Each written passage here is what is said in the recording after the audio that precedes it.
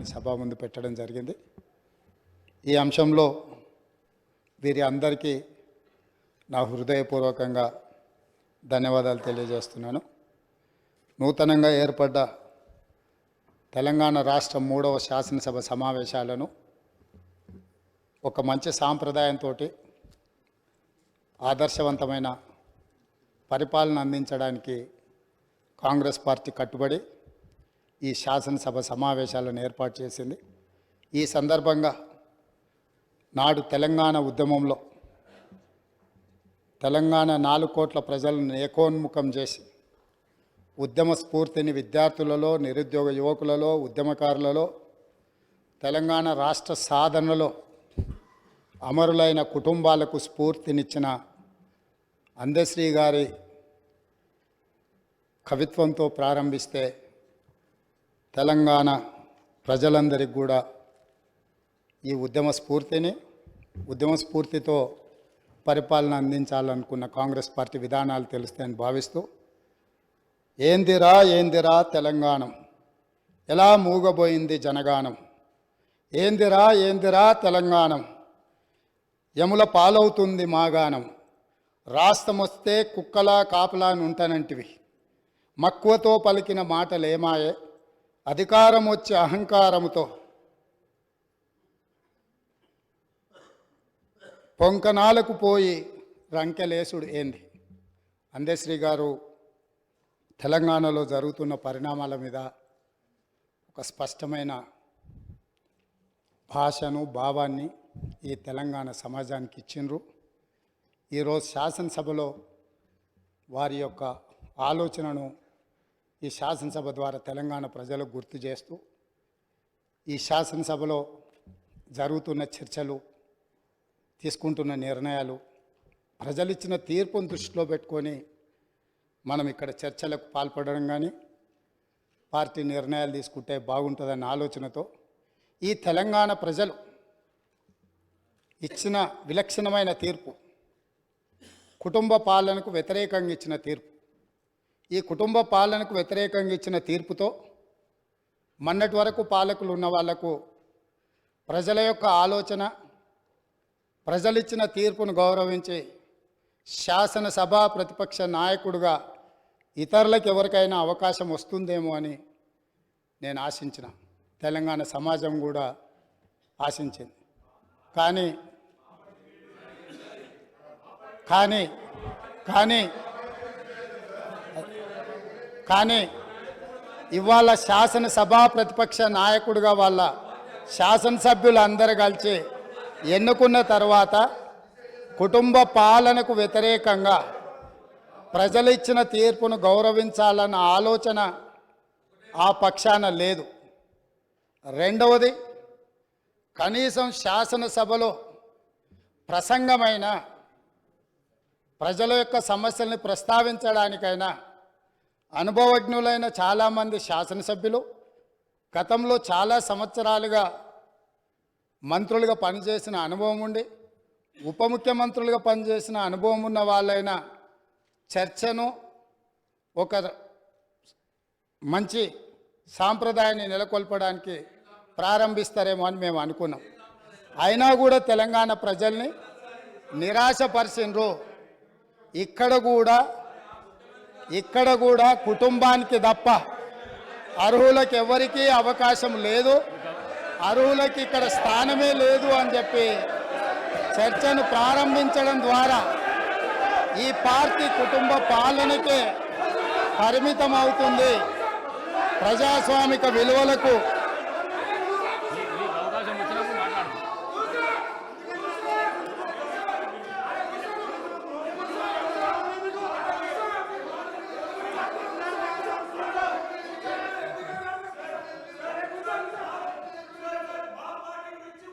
Sir speaker sir I request honourable members, ఎందుకంటే గౌరవ ముఖ్యమంత్రి గారు జస్ట్ స్టార్ట్ చేసిండ్రు డిస్కషను, మీరు అందరూ కూడా వినే ఓపికతో వినండి. మీనింగ్ఫుల్ డిబేటే జరిపిద్దాం. సో వీ విల్, అరే కమాన్, అరే సార్ మీరు ఓపికతో ఉండాలి సార్. వాళ్ళంతా కూడా ఇంకా అధికార పక్షంలో ఉన్నారని అనుకోవద్దు. ప్రతిపక్షంలో ఉంటే మేము ప్రతిపక్షంలో ఉన్నామని అనుకుంటే ఇబ్బంది అవుతుంది. సో దయచేసి నేను గౌరవ సభ్యులందరినీ కోరుతా ఉన్నాను, సభా సమయం వృధా చేయొద్దని నేను వారందరినీ కూడా కోరుతూ, మరి ఎందుకంటే మళ్ళా తదుపరి కౌన్సిల్లో కూడా వారు రిప్లై ఇచ్చేది ఉంది కనుక దయచేసి సభ్యులందరినీ కూడా సహకరించమని కోరుతాను. ముఖ్యమంత్రి గారు. అధ్యక్ష, ప్రజా జీవితంలో ఉన్నప్పుడు అడుగుతాం కడుగుతాం అని చెప్పి శ్రీశ్రీ గారు ఎప్పుడో చెప్పిండ్రు. ఈరోజు మా కుటుంబము, మా పార్టీ, మా ఇష్టము అనే నియంతృత్వ పోకడలను సూచిస్తుంది. ఎందుకంటే నిరంకుశత్వం అనేది ఎక్కువ కాలము చెల్లదు, నిలబడదు. ప్రజలు నిటారుగా నిలబడి ఈ కుటుంబ పాలనకు వ్యతిరేకంగా మేము తీర్పిచ్చినామని నికార్సైన తీర్పిచ్చిన తర్వాత కూడా వాళ్ళలో మార్పు రాలేదు. కాబట్టి రేపు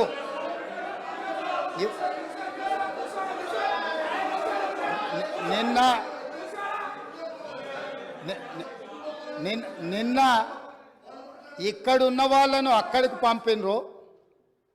ప్రజా తీర్పును గౌరవించకపోతే అక్కడున్న వాళ్ళను అక్కడికి పంపుతారు బయటికి.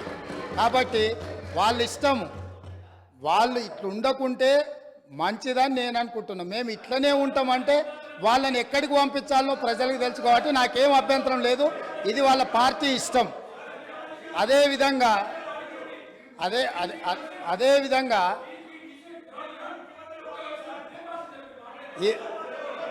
అదేవిధంగా ఈరోజు ప్రగతి భవన్ సంబంధించి అక్కడ ప్రజావాణి కోసం వచ్చిన ప్రజలు ఇస్తున్న విజ్ఞప్తులను తీసుకుంటుంటే అక్కడ ఉన్న ఇనుప కంచెలను పగలగొట్టి గడీలను బద్దలు కొట్టి ప్రజలు అక్కడికి వచ్చి ప్రజావాణి వినిపిస్తుంటే విని భరించలేని ఈ పార్టీ, ఈ కుటుంబము ఈరోజు ప్రభుత్వం మీద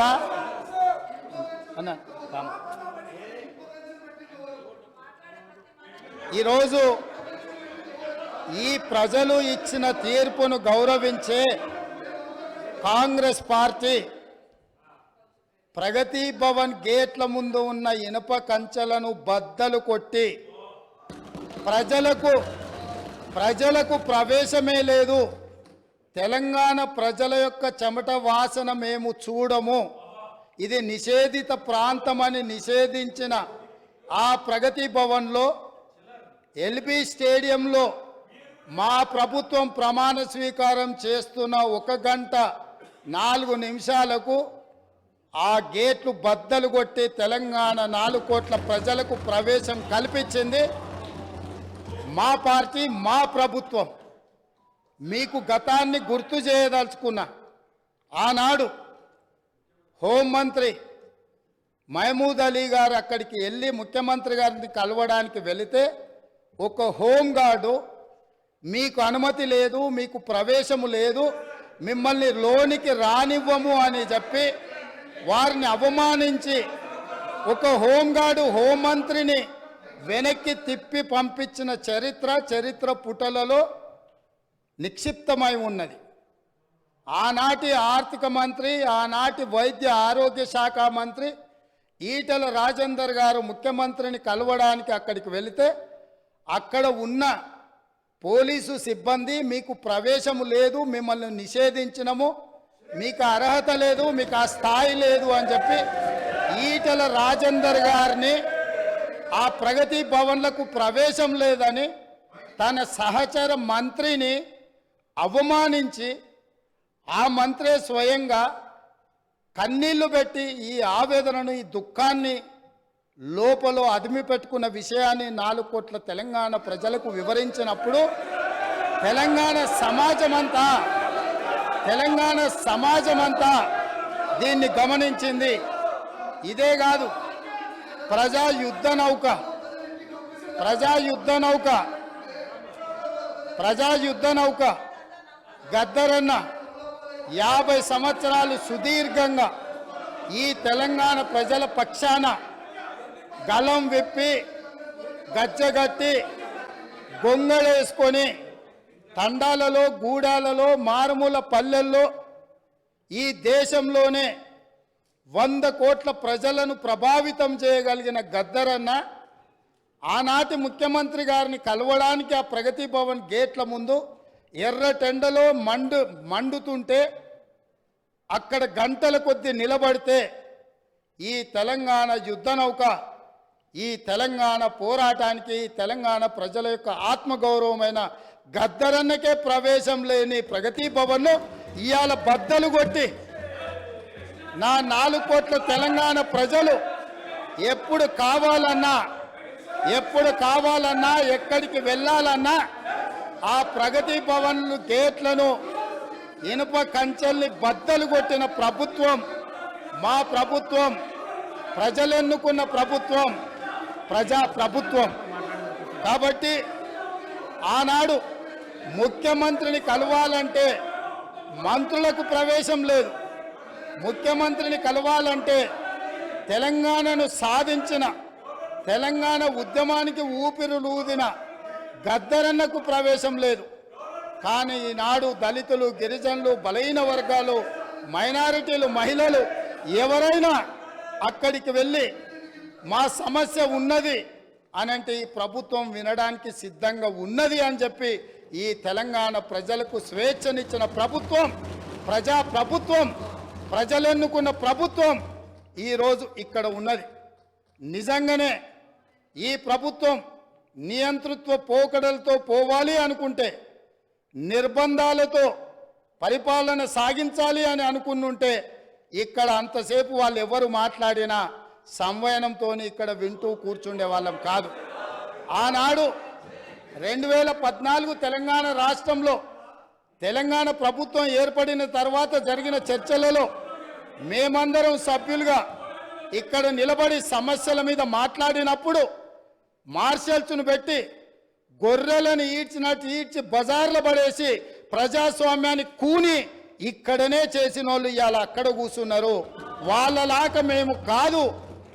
ఇదే కాదు, గవర్నర్ గారి ప్రసంగంలో ఆనాడు ప్రజలకు వాళ్ళు ఇచ్చిన హామీలు ఈ మంత్రివర్గం తీర్మానం ద్వారా గవర్నర్ గారి ప్రసంగంలో పెట్టలేదు అని, పెడితే బాగుంటుందని చర్చించడానికి నిలబడ్డ ఆనాటి నా సహచర శాసనసభ్యులు కోమటిరెడ్డి వెంకటరెడ్డి గారిని, సంపత్ కుమార్ను శాసనసభ సభ్యత్వాన్ని రద్దు చేసి నిరంకుశ నియంతృత్వ పోకడలతోని నిర్ణయాలు తీసుకున్న వాళ్ళు శాసనసభలో గవర్నర్ రంగరాజన్ గారు ఇక్కడ ఉన్నప్పుడు ఆనాటి శాసనసభ్యులు చేసిన గందరగోళంలో 10% కూడా కోమటిరెడ్డి వెంకటరెడ్డి గారు, సంపత్ కుమార్ గారు చెయ్యలే.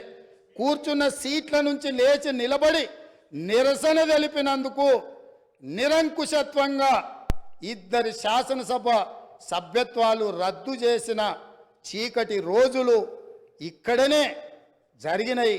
ఈ సంఘటనలు చరిత్ర మర్చిపోదు. ఈ సంఘటన తెలంగాణ శాసనసభ చరిత్రలో శాశ్వతంగా ఉంటుంది. ఆ సంగతిని కూడా నా మిత్రులకు నేను గుర్తు చేయదలుచుకున్నా. అదేవిధంగా అధ్యక్ష, ఈరోజు ఎన్నికల సమయంలో మేము ఏమి హామీలు ఇచ్చినామో ప్రభుత్వం ఏర్పడిన మొదటి రోజే మొట్టమొదటి మంత్రివర్గ సమావేశాన్ని ఏర్పాటు చేసి 6 గ్యారంటీలను చట్టబద్ధత మంత్రివర్గంలో కల్పించి ఈరోజు ఇదే సమస్య మేనేజ్మెంట్ కోటాలు వస్తే అధ్యక్ష ఈ ప్రాబ్లమ్స్ ఉంటాయి. మేనేజ్మెంట్ కోటాలు వస్తే ఈ ప్రాబ్లం ఉంటుంది. మంత్రివర్గంలో పాలసీలను ఆమోదించుకొని చట్టాలు చేసేది చట్టసభలో చేస్తారు. చట్టాలు మంత్రివర్గంలో చేయరు అధ్యక్ష. చట్టం ఎక్కడ జరుగుతుంది? శాసనసభలో జరుగుతుంది. కాబట్టి మంత్రివర్గంలో తీసుకున్న విధానపరమైన నిర్ణయాలను చట్టబద్ధత కల్పించి చట్టం చేసేదే ఈ శాసనసభ. అందుకే రాబోయే పని దినాలలో మేమిచ్చిన 6 గ్యారంటీలను ఏ రకంగా చట్టం చేయాలనో ఈ సభలోనే చట్టాన్ని ప్రవేశపెట్టి మేమే 4 గోడల మధ్యలో నా మంత్రివర్గమే కాదు ప్రతిపక్షంలో ఉన్న వాళ్ళను మా సహచర పక్షంగా ఉన్న సిపిఐని సమస్యలను పరిష్కరించడంలో సహకరించే ఎంఐఎం సూచనలు కూడా తీసుకొని పరిపాలన నిర్ణయాలను ఏ విధంగా చేయాలనో చట్టబద్ధత కల్పించే చట్టాన్ని ఈ సభ ద్వారా చేస్తాము. ఇందులో ఉన్న తేడాను మేనేజ్మెంట్ కోటాలో వచ్చిన వాళ్ళు గమనించాల్సిందిగా నేను కోరుకుంటున్నాను అధ్యక్ష.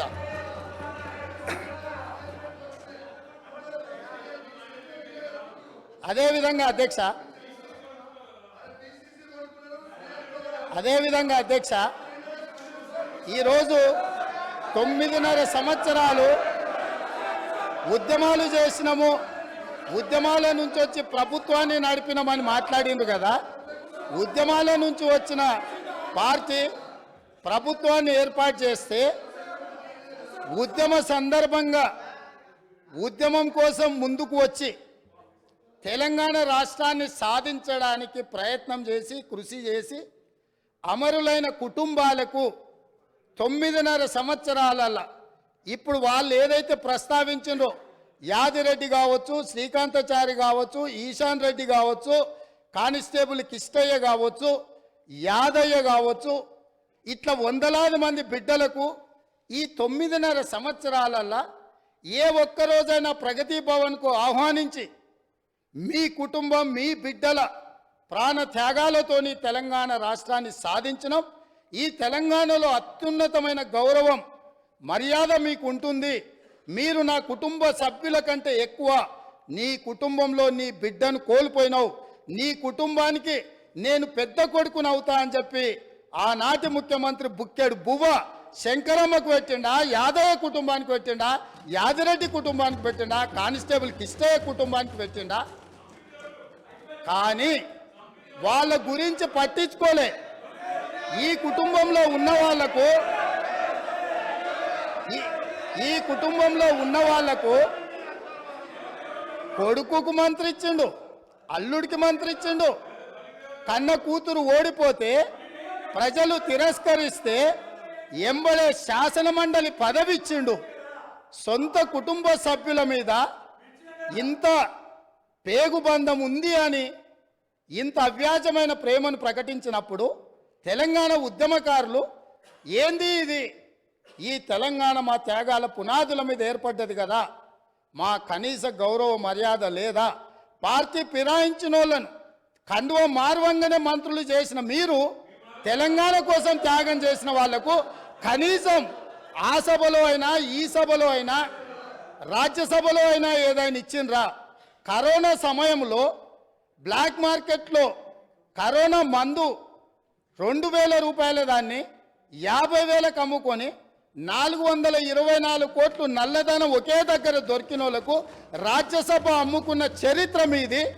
అట్లాంటి వాళ్ళని మీరు రాజ్యసభ సభ్యులుగా చేసి ఈరోజు వచ్చి మేము మా టికెట్ల గురించి మాట్లాడు అంటే ఈరోజు ఎలాంటి వాళ్లకు టికెట్లు ఇచ్చిండ్రో, ఎవరిని కుటుంబ సభ్యులుగా వాళ్ళు చూసిండ్రో ఒక్కసారి ఆలోచన చేయండి అధ్యక్ష. అదేవిధంగా అధ్యక్ష, ఆనాడు నళిని అనే ఒక తెలంగాణ ఉద్యమకారురాలు డిఎస్పీగా ఉండి తెలంగాణ రాష్ట్ర సాధన కోసం డిఎస్పీ పదవికి డిఎస్పీ ఉద్యోగానికి రాజీనామా చేసింది. ఆ నళినికి తెలంగాణ రాష్ట్రం వచ్చిన తర్వాత పిలిచి ఈ రాష్ట్రం కోసం తెలంగాణ సాధన కోసం గ్రూప్ 1 అధికారిగా ఉండి నీ డిఎస్పీ ఉద్యోగాన్ని రాజీనామా చేసినావు. ఈ తెలంగాణ రాష్ట్రంలో సగౌరవంగా నీ ఉద్యోగాన్ని నీకు ఇస్తున్నాం, మళ్ళీ తిరిగి ఉద్యోగాన్ని చేపట్టమని ఈ ప్రభుత్వం మాట్లాడిందా అధ్యక్ష? కానీ ఒక తెలంగాణ రాష్ట్ర సాధన కోసం త్యాగం చేసిన నళినికి మాత్రం ఎలాంటి న్యాయం జరగలేదు. నిజామాబాదు ప్రజలు ఎంపీగా ఓడగొడితే ఎంబడే శాసన మండలి పదవి ఇచ్చి మాత్రం తన కుటుంబాన్ని కాపాడుకున్న ప్రభుత్వం పార్టీ ఈ పార్టీ అధ్యక్ష. వీళ్ళు ఈరోజు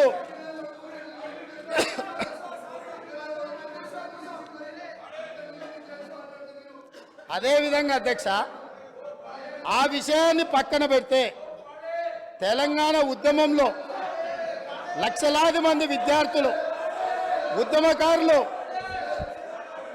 తెలంగాణ ఉద్యమంలో కేసులు కట్టుకుంటే వాళ్ళ మీద నమోదైన కేసులు ఇప్పటి వరకు 10 సంవత్సరాలైనా ఆ తెలంగాణ ఉద్యమకారుల మీద నమోదైన కేసులను తొలగించాలన్న ఆలోచన ఎప్పుడైనా చేసిండ్రా? నేను ఈరోజు మీ ద్వారా అడగదలుచుకున్నా, ఈరోజు మీ ద్వారా తెలంగాణ ప్రజలకు నేను చెప్పదలుచుకున్నా. జూన్ 2, 2014 నాటికి తెలంగాణ రాష్ట్రం ఏర్పడే రోజుకు గౌరవనీయులైన మాజీ ముఖ్యమంత్రి వర్యులు కల్వకుంట్ల చంద్రశేఖరరావు గారు వారి కుటుంబ సభ్యుల మీద ఉన్న ఉద్యమ కేసు ఎన్ని? తెలంగాణలో లక్షలాది మంది విద్యార్థులు నిరుద్యోగ యువకులు ఉద్యమకారుల మీద ఉన్న కేసులు ఎన్ని?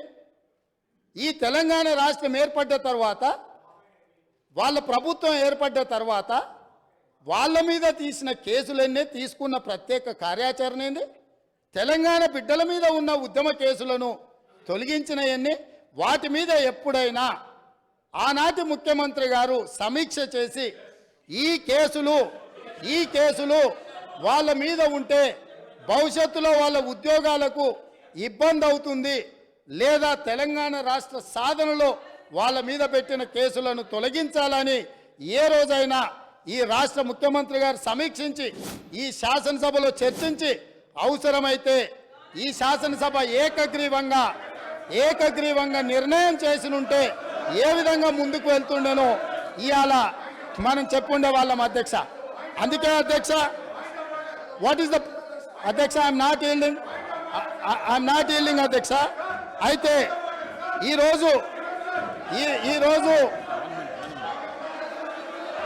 ఈరోజు వాళ్ళకొక నీతి, వీళ్ళకొక నీతి అధ్యక్ష. అదేవిధంగా పదే మాది ఉద్యమ పార్టీ అని చెప్పుకునే పార్టీ, ఉద్యమాల నుంచే మేము ఎదిగినామని చెప్పుకునే పార్టీ, ఉద్యమాల ద్వారా తెలంగాణ రాష్ట్రాన్ని సాధించడమని చెప్పుకునే పార్టీ, ఉద్యమాలకు వేదికైన ధర్నా చౌక్ను తొలగించి ఈరోజు తెలంగాణలో నిర్బంధాలే కొనసాగుతాయి, నిర్బంధాల మధ్యనే తెలంగాణలో పరిపాలన సాగుతుందని ధర్నా చౌక్ ఎత్తేసిండ్రు కదా అధ్యక్ష. ఏ ఆదర్శం వీళ్ళు చెప్పదలుచుకున్నారు? తెలంగాణ ప్రజలకు ధర్నా చేసుకోవడానికి ఆనాడు కాంగ్రెస్ పార్టీ ధర్నా చౌక్ ఏర్పాటు చేస్తే ఆ ధర్నా చౌక్ను ఎత్తేసిన దుర్నీతి ఈరోజు ఈ పార్టీది ఉన్నది. కాబట్టి ఇలా ధర్నా చౌక్ను మేము పునరుద్ధరిస్తే, ప్రజల పక్షాన ధర్నా చౌక్ను మేము పునరుద్ధరించి ప్రజలకు హక్కులు ఇవ్వదలుచుకుంటే అభినందించాల్సింది పోయింది. అదేవిధంగా నేను ఒక సూచన చేస్తున్నా అధ్యక్ష, ఇవాళ ప్రజల హక్కుల కోసం, ప్రజల యొక్క అభివృద్ధి కోసం ధర్నా చౌక్ను మళ్ళీ తిరిగి ప్రారంభించినాం. ప్రజాస్వామిక స్ఫూర్తిని నిలబెట్టాలంటే ఇక్కడ అడ్డుకోవడం కాదు, ఇక్కడ ప్రజలకు మేము చేయదలుచుకున్న మంచిని చర్చ జరగకుండా ఈడ అడ్డుపడడం కాదు.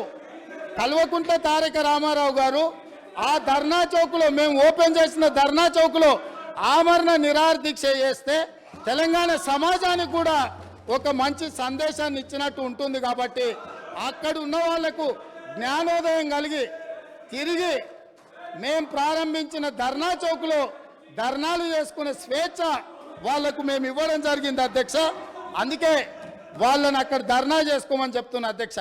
అదేవిధంగా ఇవాళ చాలామంది మిత్రులు పాపం వాళ్ళు ఇక్కడ ఉన్నారని నించొని మాట్లాడుతున్నారు, కానీ వాళ్ళు ఏం చెప్తున్నారు అధ్యక్ష? మీ ప్రభుత్వం ఏర్పడ్డ తర్వాత మేము స్వేచ్ఛగా కోఆపరేట్ చేయండి మీరు, please. Leader of the house మాట్లాడేటప్పుడు మీకు టైం ఇస్తా, మీరు మాట్లాడుతున్నారు ప్లీజ్.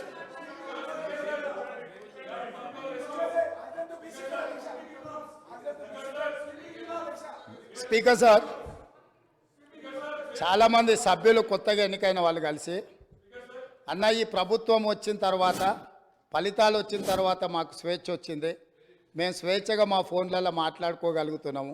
అంతకుముందు ప్రభుత్వంలో ఉన్న ఫేస్ టైంలోనో ఇతర యాప్స్లలో మేము మాట్లాడుకునే పరిస్థితి ఉంది. ఇవాళ మాకు స్వేచ్ఛ వచ్చిందని చెప్తున్నారు. సో వాళ్ళు ఈ విషయాలన్నిటిని కూడా పరిగణలోకి తీసుకుంటే వాళ్ళకు ఏం జరిగిందో, మార్పు వచ్చిందేందో కూడా వాళ్ళకి అర్థమవుతుంది అధ్యక్ష. అదేవిధంగా అధ్యక్ష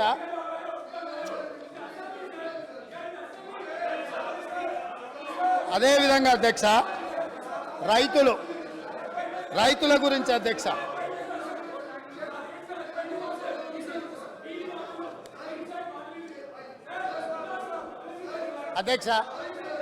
పదే రాష్ట్ర ప్రభుత్వము రైతును రాజును చేసినామని మాట్లాడుతుంటుంది అధ్యక్ష. నేను కొన్ని వాస్తవిక విషయాలు ఈరోజు నేను మీ ముందుకు తీసుకురాదలుచుకున్నాను అధ్యక్ష. రాష్ట్రంలో రైతుల ఆదాయం పెరిగింది, రైతుల ఆత్మహత్యలు తగ్గినాయి, రైతుల వలసలు తగ్గినాయి, రైతులు పండించిన పంటకు గిట్టుబాటు ధర ఇస్తున్నాము, సాగునీటి ప్రాజెక్టులు నిర్మించడం ద్వారా 1 కోటి ఎకరాలకు నీళ్ళు ఇచ్చినామని పదే ఆనాటి ప్రభుత్వం ఈనాటి వరకు ఒకే అంశాన్ని పదే ప్రస్తావిస్తున్నారు అధ్యక్ష. నేను కొన్ని వాస్తవ విషయాలను ఈరోజు మీ ముందు పెట్టదలుచుకున్నాను అధ్యక్ష. ఈరోజు దేశంలో ఉన్న రాష్ట్రాలలో రైతుల యొక్క ఆదాయం గురించి మనం చర్చించినప్పుడు తెలంగాణ రాష్ట్రము ఈ దేశంలో ఉన్న రాష్ట్రాలలో రైతు ఆదాయంలో 25వ స్థానంలో ఉంది. ఇది నేను చెప్పడం లేదు అధ్యక్ష.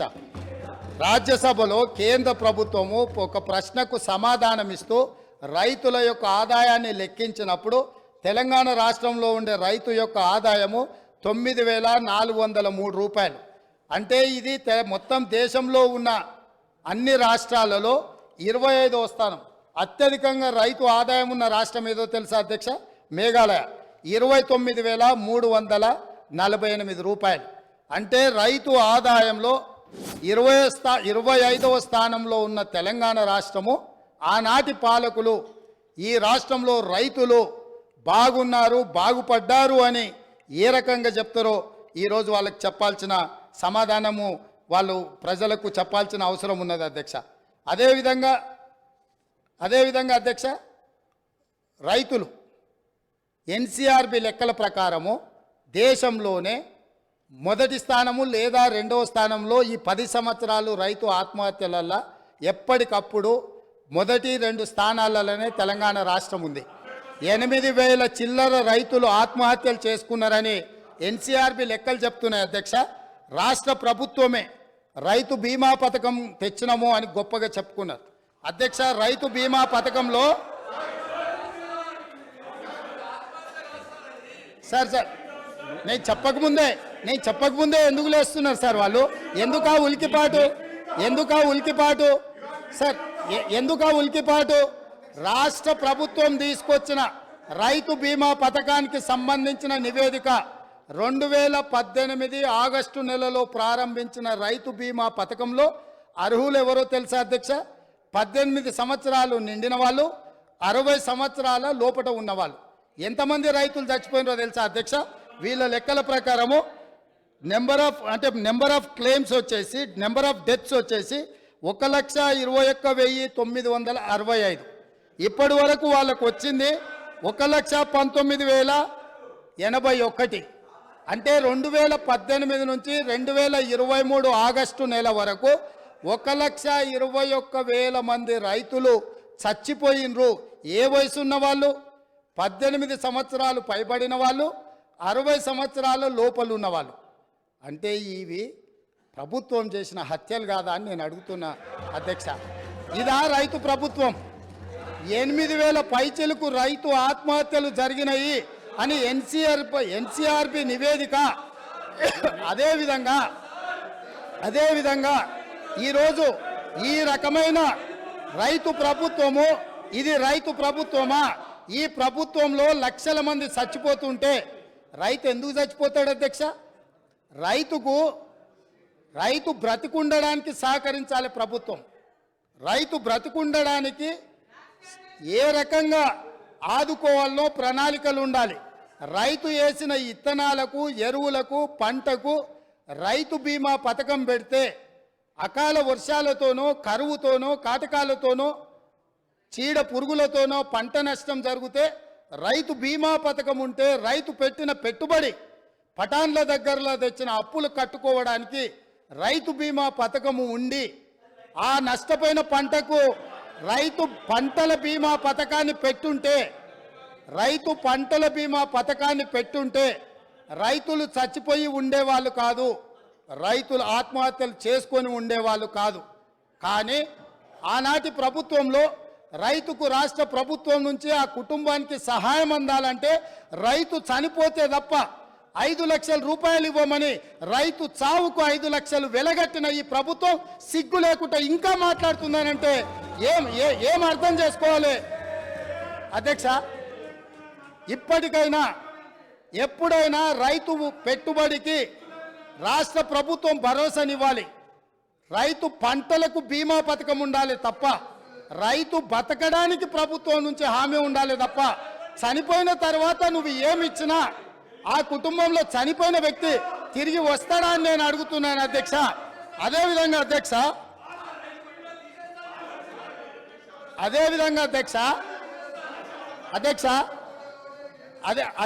అధ్యక్ష వీళ్ళు ఏదైతే వరి ఈరోజు తెలంగాణ రాష్ట్రంలో ఇవాళ పసుపు పోయింది, చెరుకు పోయింది, కందులు పోయినాయి, మిరప పోయింది, పత్తి పోయింది, ఇట్లా ప్రత్యామ్నాయంగా సోయాబీన్ పోయింది. కమర్షియల్ క్రాప్లని ఈ తెలంగాణ రాష్ట్రము భూమి యొక్క నైసర్గిక స్వరూపము ఎన్నో రకాల ప్రత్యామ్నాయ పంటలు పండించడానికి సారవంతమైన భూములు ఉన్నాయి. ఈ సారవంతమైన భూములలో వివిధ రకాల పంటలు పండించడానికి అవకాశం ఉన్నా ప్రభుత్వ సహకారం లేకపోవడం వల్ల, ప్రభుత్వం నిర్లక్ష్యం చేయడం వల్ల ఇవాళ చెరుకు పోయింది, సోయాబీన్ పోయింది, మొక్కజొన్న పోయింది, పసుపు పోయింది. ఇట్లాంటి పంటలన్నీ పోయి ఓన్లీ వరి పండించే పరిస్థితి వచ్చింది. వరి పండిస్తే ఒకనాడు కేసీఆర్ గొప్పగా వరి పంట అద్భుతం అన్నాడు. చివరికి ఒడ్లు కొనుగోలు చేయక, కొనుగోలు కేంద్రాలు తెరవక, కల్లాల మీద కుప్పలలో రైతులు చచ్చిపోతుంటే రైతులను ఆదుకోమని ప్రతిపక్షాలుగా మేమందరం, ముఖ్యంగా మా మిత్రుడు కోమటిరెడ్డి వెంకటరెడ్డి గారు, మేము కాంగ్రెస్ పార్టీ శ్రేణులందరూ కల్లాల్లోకి కాంగ్రెస్ అని వరి దీక్ష అని రైతులను ఆదుకోమని ప్రభుత్వం మీద ఒత్తిడి తీసుకొచ్చి దీక్షలు చేసి ఈ ప్రభుత్వం మెడలు ఉంచడానికి ప్రయత్నం చేసినప్పుడు ముఖ్యమంత్రి గారు ఆనాడు ఏమన్నారు? వరి వేసుకుంటే ఉరేసుకున్నట్టే, మీరు వరేయొద్దు అన్నాడు. నేను అడుగుతున్న అధ్యక్ష మీ ద్వారా ఈరోజు అక్కడ కూర్చున్న వాళ్ళను, ఆనాడు చెరుకు కానీ, పత్తి కానీ, మిర్చి కానీ, సోయాబీన్ కానీ, పసుపు కానీ, కందులు కానీ, మినుములు కానీ పండించకుండా, ఆ రైతులకు సహకారం అందించకుండా, ఆ రైతులను అందరినీ వరి పండించడానికి మళ్ళించి వరి పండించినప్పుడు ఒరేస్తే ఉరేసుకున్నట్టే అని చెప్పిన ఈ ప్రభుత్వం, ఈ పార్టీ, ఈ నాయకుడు రైతులందరినీ ఒరేసుకోవద్దని చెప్పి ఈ ప్రబుద్ధుడు మాత్రం ఫామ్ హౌస్లో 150 ఎకరాలలో వరి పండించింది అధ్యక్ష. ఆ వివరాలు అన్నిటిని బయటపెట్టి అక్కడికి ప్రత్యక్షంగా ప్రజలకు చూపించడానికి పోతే పోలీసులను పెట్టి నిర్బంధించి అరెస్టులు చేసింది అధ్యక్ష. అది వాళ్ళ నిర్బంధ నిరంకుశ పాలన.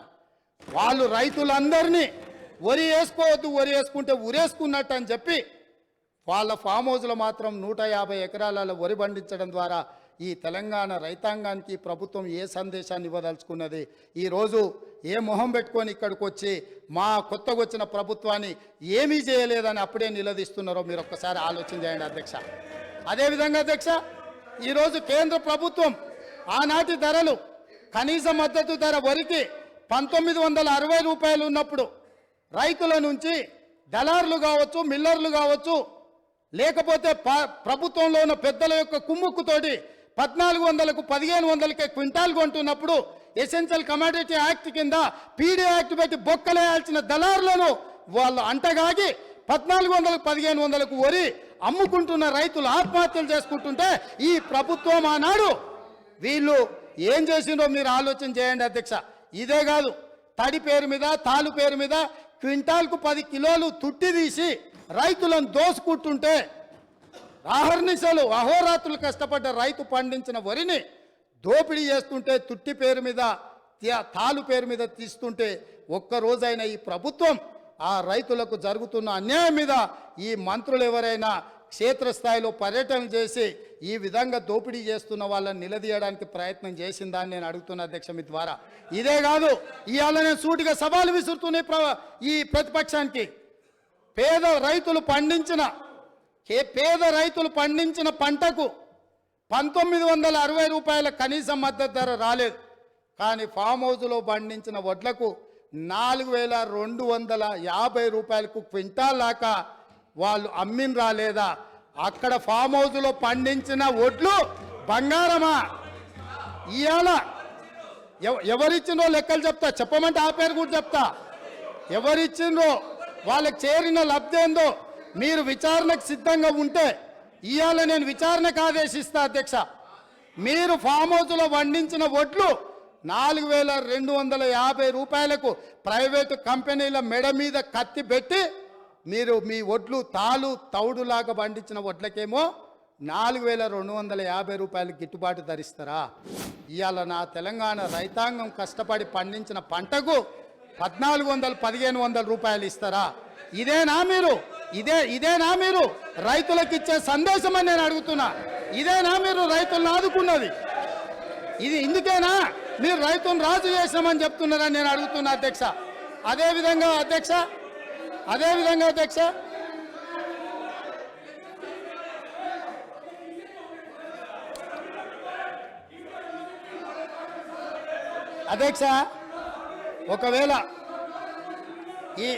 ఒకవేళ ఈ పార్టీ ఫామ్ హౌస్లో 4250 రూపాయలకు వడ్లు అమ్మలేదు అని అంటే నేను విచారణకు ఆదేశిస్తే వాళ్ళు ఒప్పుకుంటారేమో అడుగున్నారు అధ్యక్ష. అదేవిధంగా అధ్యక్ష విద్యుత్ వినియోగం గురించి దేశంలోనే తెలంగాణ మొదటి స్థానాన్ని సాధించిందని పదే ప్రభుత్వం గొప్పలు చెప్పుకుంటుంది అధ్యక్ష. వినటోడు చెవిటోడు అయినా వినటోనికి ఇంతనైనా ఉండాలని చెవులు వేసుకొని వాళ్ళు చెప్పొచ్చు. విద్యుత్ తలసరి వినియోగంలో తెలంగాణకు మొదటి స్థానం లేదు అధ్యక్ష. పచ్చి అబద్ధాలు చెప్పి బ్రతకాలని చూస్తున్నారు. అబద్ధాల పునాదుల మీద ఏర్పడ్డ పార్టీ, అబద్ధాల పునాదుల మీద అధికారంలోకి వచ్చిన పార్టీ, అబద్ధాల పునాదుల మీదనే పరిపాలన సాగించిన పార్టీ ఈరోజు ప్రతిపక్షంలో కూడా మళ్ళీ అబద్ధాలనే నమ్ముకొని అబద్ధాలనే ప్రాతిపదికన ఇంకా ప్రజల్ని మభ్యపెట్టాలనే ప్రయత్నం చేస్తున్నారు అధ్యక్ష. వాస్తవంగా కేంద్ర విద్యుత్ శాఖ ఆధ్వర్యంలోని సెంట్రల్ ఎలక్ట్రిసిటీ అథారిటీ వార్షిక నివేదిక 2023 ప్రకారము తెలంగాణ రాష్ట్రం విద్యుత్ తలసరి వినియోగంలో 10వ స్థానంలో ఉంది అధ్యక్ష. మొదటి స్థానానికి 10వ స్థానానికి ఎంత తేడా ఉంది అధ్యక్ష? ఇవాళ రాష్ట్రాలే కాదు, యూనియన్ టెరిటరీస్ కూడా ఒకవేళ చెప్పమంటే నేను చెప్తా అధ్యక్ష. మొట్టమొదటి దాద్రా అండ్ నగరీ హవేలీ 12,250 యూనిట్లతో మొదటి స్థానంలో ఉంటే డయ్యూ డామన్ 5,914 యూనిట్ల రెండవ స్థానంలో ఉంది అధ్యక్ష. రాష్ట్రాలను తీసుకుంటే గోవా, పంజాబ్, ఒడిశా, గుజరాత్, ఛత్తీస్గఢ్, హర్యానా, పుదుచ్చేరి తర్వాత తెలంగాణ రాష్ట్రం ఉంది అధ్యక్ష.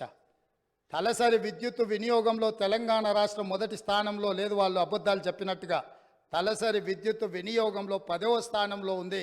ఇప్పటికైనా అబద్ధాలు చెప్పడం మానాల్సిందిగా ఆ పక్ష సభ్యులకు చెప్తున్నా అధ్యక్ష. అదేవిధంగా అధ్యక్ష, ఈరోజు మేము నీళ్ళు ఇచ్చాం అని చెప్పుకుంటున్నారు అధ్యక్ష. 1 కోటి ఎకరాలకు నీళ్ళు ఇస్తే కాళ్ళ ద్వారా నీళ్లు బారితే ఎక్కడైనా పంపు సెట్లు పెరుగుతాయి అధ్యక్ష? మీరు చెప్పండి.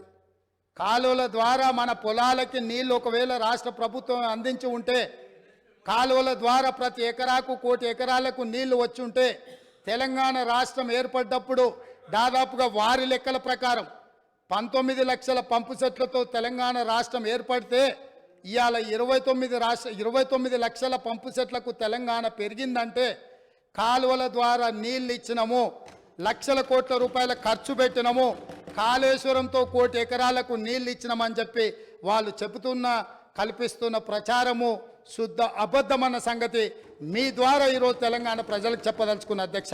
నిజంగానే మీరు ఎక్కడి నుంచి అయితే వచ్చిరో, నేను ఎక్కడి నుంచి అయితే వచ్చినో, మన కొడంగల్, తాండూరు, వికారాబాద్, పరిగి, చేవెళ్ళ వరకు ప్రాణహిత చేవెళ్ళ ప్రాజెక్టు పూర్తి చేసి 10 సంవత్సరాలలో మన ప్రాంతానికి చివరి ఎకరాకు నీళ్ళు ఇచ్చుంటే బోరు మోటార్ల మీద, కాలిపోయే మోటార్ల మీద, పేలిపోయే ట్రాన్స్ఫార్మర్ల మీద, ఈ ప్రభుత్వం చెప్పే అబద్ధాల మీద మన ప్రాంత రైతులు బ్రతకాల్సిన అవసరం ఉండేనా అధ్యక్ష?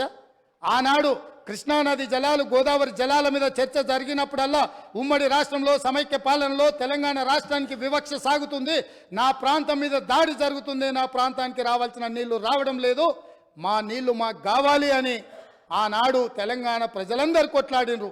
ఆనాడు కారణం ఉంది కొట్లాడడానికి. ఎందుకంటే పాలకులు మనవాళ్ళు కాదు, వడ్డించేవాడు మనవాడు కాదు, వివక్ష చూయించి ఉండొచ్చు, మనకు అన్యాయం జరిగి ఉండొచ్చు అధ్యక్ష. ఆనాడు పోరాటం జరిగి ఉండొచ్చు. ఈరోజు నేను అడుగుతున్న జూన్ 2, 2014 నుంచి ఈనాటి వరకు తెలంగాణ రాష్ట్రానికి ముఖ్యమంత్రి ఉన్న వ్యక్తి ఈ తెలంగాణ బిడ్డ కాదా?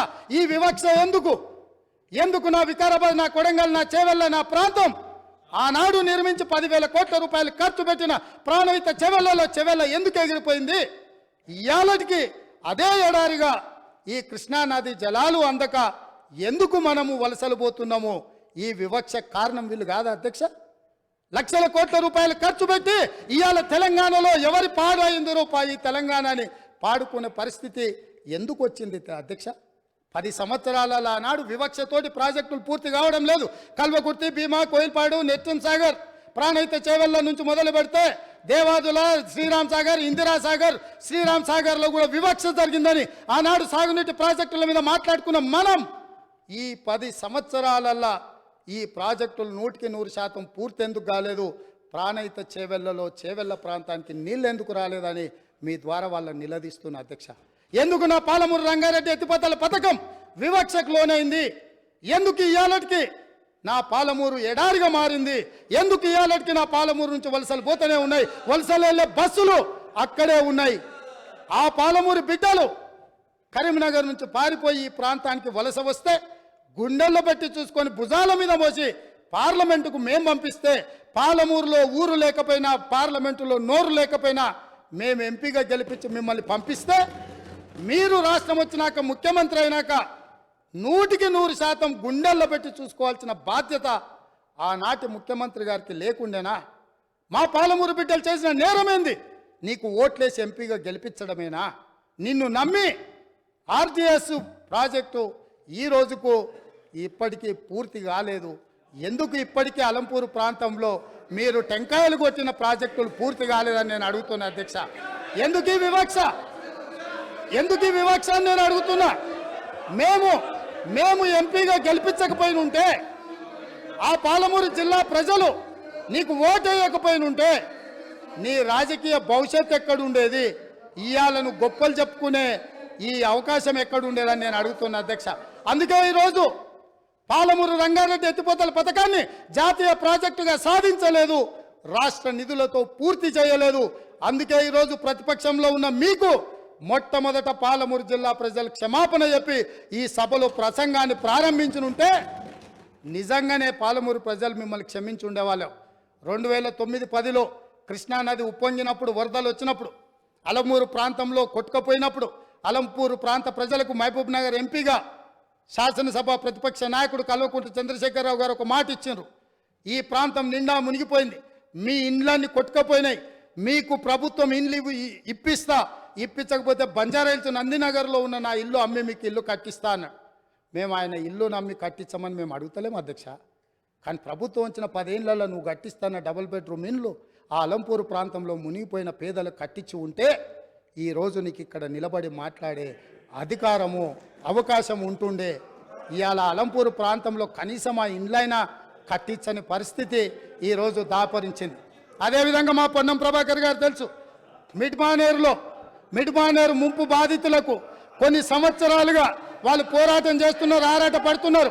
ఈ రాష్ట్రానికి ముఖ్యమంత్రి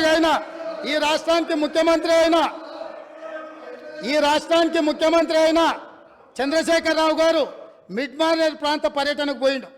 ఏం మాట్లాడిండు?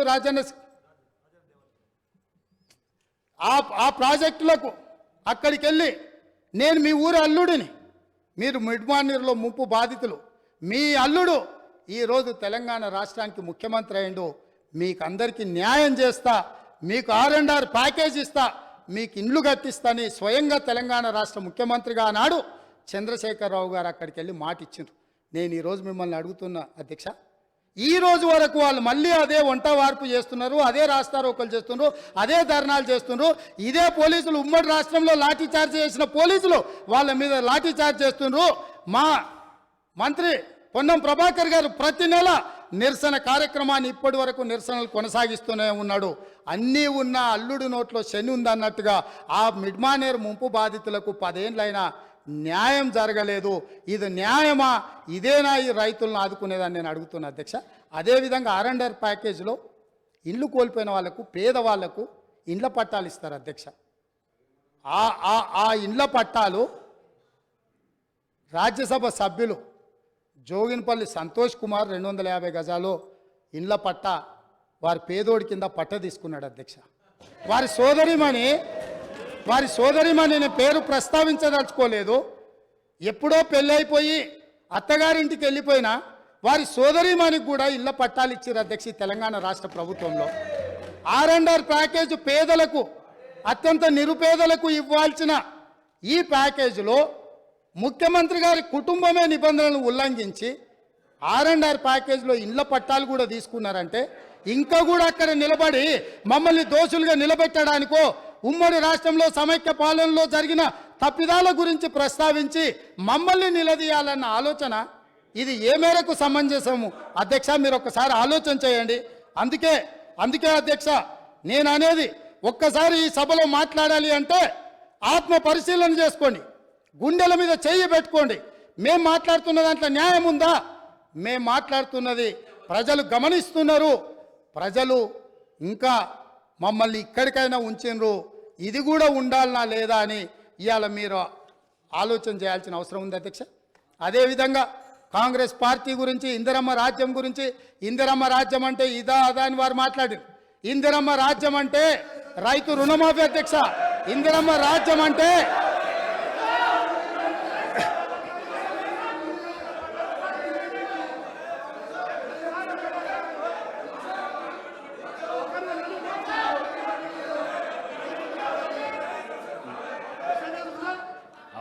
అవకాశం వచ్చినప్పుడు మాట్లాడదు అధ్యక్ష.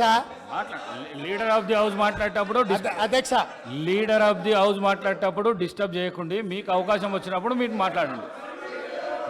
కొత్తగా వచ్చినావు, కొత్త సభ్యునివి,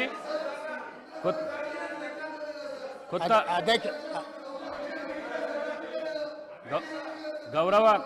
గౌరవ కౌశిక్ రెడ్డి కొత్తగా వచ్చినావు, నూతన సభ్యుడవు. నువ్వు లీడర్ ఆఫ్ ది హౌస్ మాట్లాడేటప్పుడు గడబడి చేయకు, నీకు అవకాశం వస్తుంది అధ్యక్ష.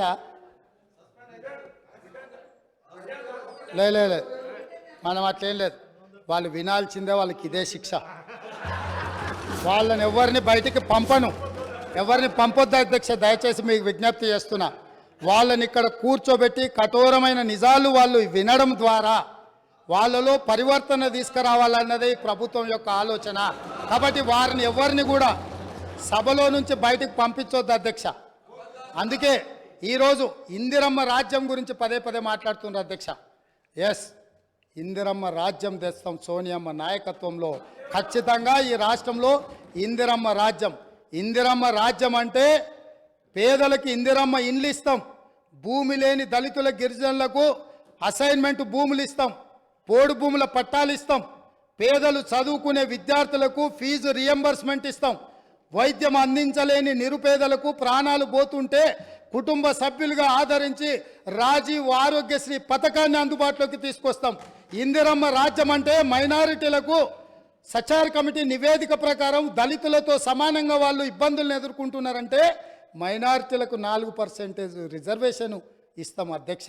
ఇందిరమ్మ రాజ్యం అంటే ఈ సమాజంలో ఉన్న ప్రతి ఒక్కరి యొక్క హక్కులను కాపాడుతాం. ఇందిరమ్మ రాజ్యంలో మహిళలకు మహాలక్ష్మి ద్వారా 2500 రూపాయలు వాళ్ళ ఖాతాలో వేస్తాం, 500 రూపాయలకే సిలిండర్ వాళ్ళకి ఇస్తాం. అదేవిధంగా ఇందిరమ్మ రాజ్యంలో వాళ్లకు ఉచితంగా బస్సులో ప్రయాణం చేసే అవకాశాన్ని కల్పిస్తాం. ఇంకా చాలా విషయాలు ఇందిరమ్మ రాజ్యం గురించి చెప్పాల్సిన ఉన్నాయి, అవి చివరిలో చెప్తా అధ్యక్ష. ఈరోజు కేటీఆర్ గారు మాట్లాడుతూ ఈ గవర్నర్ గారి ప్రసంగం వినేటప్పుడు నాకు సిగ్గైంది వినడానికి అని అన్నారు. నిజంగానే వారు సిగ్గుపడాలి. ఎందుకు అని అంటే నిజంగానే చాలా విషయాలు మేము అందులో ప్రస్తావించుంటే వారు సిగ్గుపడి తల దించుకునేవాళ్ళు. మేము ఎందుకంటే ఇప్పుడే ఎందుకు అన్ని నిజాలు కఠోరమైన సత్యాలను మొదటి సభలోనే ఎందుకు, ఇంకా సుదీర్ఘంగా చర్చ జరగాలి, ఈ చర్చల ద్వారా ప్రజలకు తెలియాలని కొన్ని విషయాలు గవర్నర్ గారి ప్రసంగంలో పొందుపరచలేదు. కాకపోతే వారు ప్రస్తావించను కాబట్టి నాకు చెప్పక తప్పదు అధ్యక్ష. నన్ను కంపెల్ చేసిండు వారు ఈ రోజే ప్రస్తావించేటట్టు. నేను ఒక్క మాట మీ ద్వారా అడగదలుచుకున్నాను అధ్యక్ష. ఈ రాష్ట్రంలో జరుగుతున్న ఇసుక దోపిడీలో వాళ్ళ పాత్ర లేదా?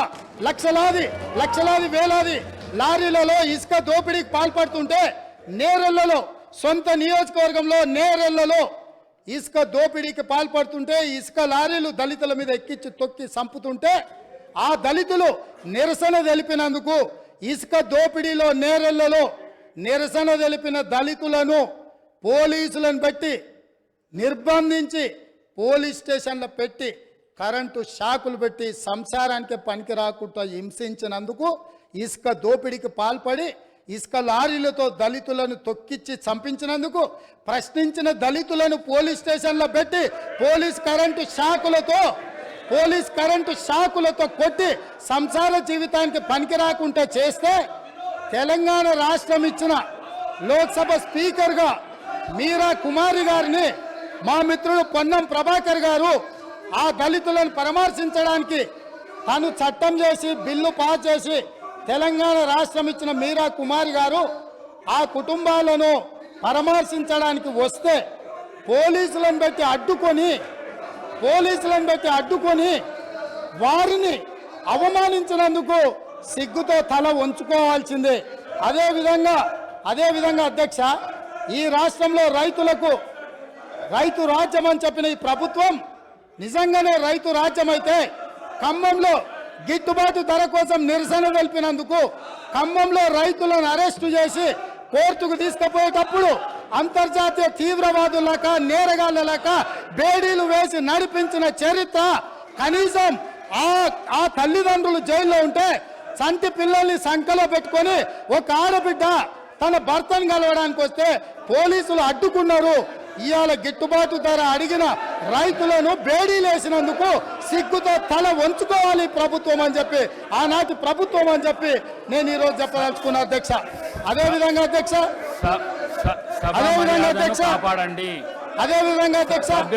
Telangana public service commission leader of మీకు అవకాశం ఇస్తాం మాట్లాడుదురు. మీరు వెళ్ళకు రాకండి. మీకు అవకాశం ఇస్తాం మాట్లాడుదురు. సభా గౌరవాన్ని కాపాడండి.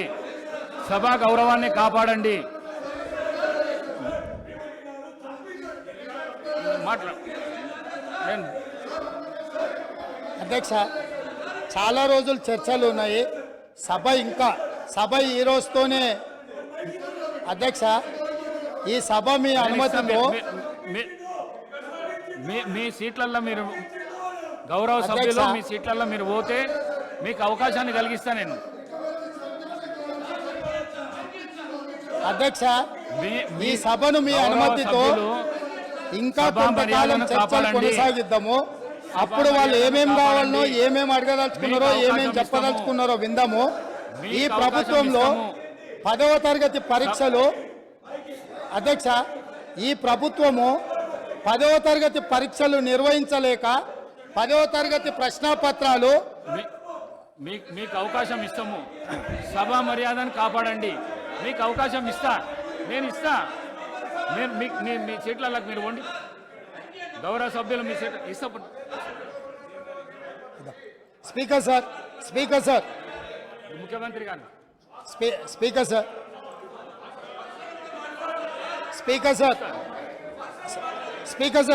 సార్ మీరు అనుమతిస్తే వాళ్ళకు మైక్ ఇస్తే నాకేం అభ్యంతరం లేదు. మీరు అనుమతించి ప్రజాస్వామ్యంలో వాళ్ళు ఏం చెప్పదలుచుకున్నారో చెప్పుకునే అవకాశం ఒకవేళ మీరు ఇవ్వదలుచుకుంటే నాకేం అభ్యంతరం లేదు అధ్యక్ష.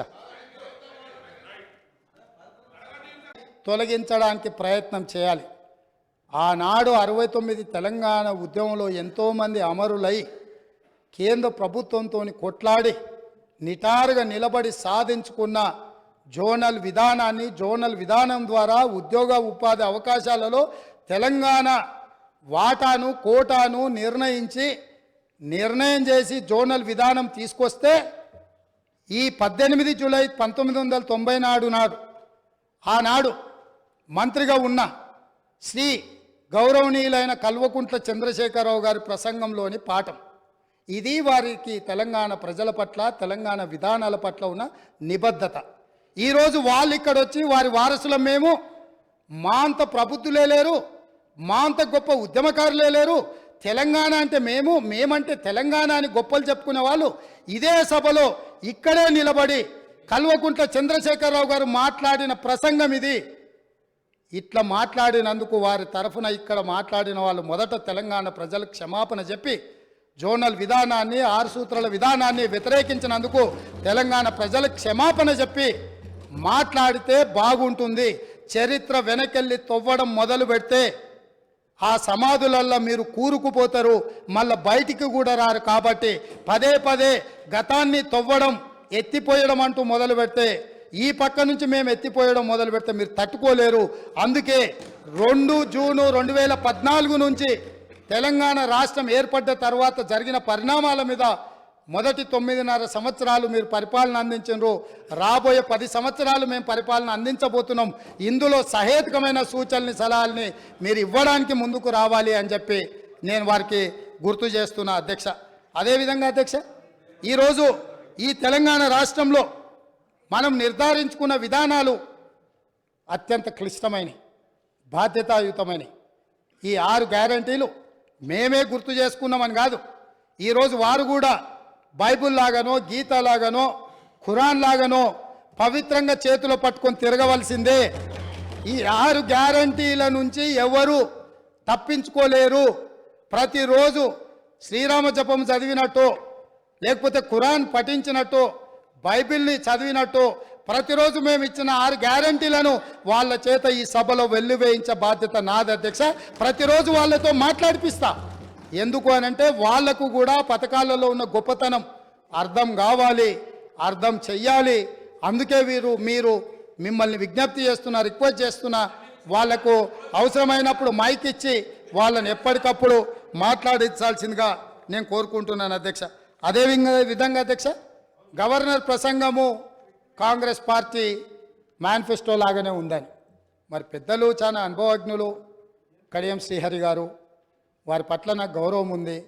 ఎప్పుడైనా మీరు ఇంతకాలము మంత్రిగా ఉప ముఖ్యమంత్రిగా పనిచేసిండ్రు, ఏ గవర్నర్ గారి ప్రసంగమైనా మా ప్రభుత్వం యొక్క ప్రణాళిక, మా విధి విధానాలు, మా భవిష్యత్తు ఏదైతే ప్రణాళిక ఉన్నదో ఆ భవిష్యత్తు ప్రణాళికలనే మేము క్యాబినెట్లో చర్చించి మేము భవిష్యత్తులో ప్రజలకి ఏ విధంగా మేము మేలు చేయబోతున్నామో, ఈ ప్రజల బాగు కోసం, అభ్యున్నతి కోసం మేము చేపట్టబోయే చర్యలు ఏమున్నాయో గవర్నర్ ద్వారా మేము ప్రజలకు వివరించదలుచుకున్నాం. గవర్నర్ ప్రసంగం అంటే క్యాబినెట్ ఆమోదం పొందిన ప్రసంగం. కాబట్టి గవర్నర్ గారి ప్రసంగం బల్లగుద్ది చెప్తున్న మా కాంగ్రెస్ పార్టీ మేనిఫెస్టోనే గవర్నర్ గారి ప్రసంగంలో పెట్టినాం. అది మా బాధ్యత. అది అల్లా తప్పగా తయారు చేసింది కాదు. నిబద్ధతతోని నిక్కచ్చితంగా మేమందరం కూర్చొని, ఎవరో ఒక్కరు ఎక్కడనో కూర్చొని ఏదో రాసి ఏదో ఇచ్చి ఏదో చదివించే విధానం కాంగ్రెస్లో లేదు. సమిష్టి నాయకత్వం, సమిష్టి నిర్ణయాలు, సమిష్టిగా పరిపాలన జరుగుతుంది, సామాజిక న్యాయం జరుగుతుంది. అందుకే కాంగ్రెస్ పార్టీ స్పష్టంగా చెప్పింది, 6 గ్యారంటీలతో పాటు 7వ గ్యారంటీ ఇస్తున్నాం. ప్రజాస్వామ్యాన్ని ప్రజలకు అందిస్తాము, ప్రజలకు స్వేచ్ఛనిస్తాము, ప్రజలకు సామాజిక న్యాయాన్ని అందిస్తాం, సమానమైన అభివృద్ధిని తీసుకొస్తామని చెప్పి ప్రజలకు మేము మాట ఇచ్చినాం. 2004 నుంచి 2014 వరకు తీసుకొచ్చిన సంక్షేమ పథకాలు, అభివృద్ధి పథకాలు ఈరోజు హైదరాబాద్ నగరంలో ఉన్నాయంటే ఔటర్ రింగ్ రోడ్ వాళ్ళు కట్టినరా అధ్యక్ష, అంతర్జాతీయ ఎయిర్పోర్ట్ వాళ్ళు కట్టినరా, మెట్రో రైలు వాళ్ళు కట్టినరా, హైదరాబాద్కి కృష్ణానది జలాలు వాళ్ళు తీసుకొచ్చిండ్రా, హైదరాబాద్కి గోదావరి జలాలు వాళ్ళు తీసుకొచ్చిరా, హైదరాబాద్లో ఈరోజు తీగల వంతెన మీద ఫోటోలు దిగుతున్న వాళ్ళు ఆనాడు కాంగ్రెస్ పార్టీ అధికారంలో ఉన్నప్పుడు చేసిన ప్రణాళికనే అన్న సంగతి అప్పుడే మర్చిపోయినరా. ఇవాళ మీరు నెత్తి మీద నీళ్లు చల్లుకున్నంత మాత్రాన గోదావరి తాగునీటి జలాలకు ప్రణాళిక పెట్టింది ఎవరు, ప్రారంభించింది ఎవరు, పనులు ముందుకు తీసుకొచ్చింది ఎవరు అధ్యక్ష?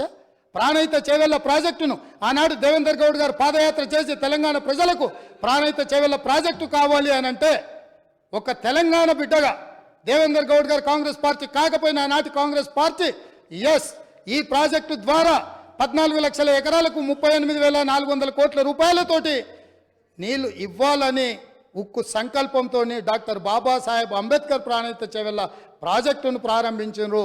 పెద్దలు వెంకటస్వామి గారి సూచనతోని ఆ పేరును పెట్టినరు.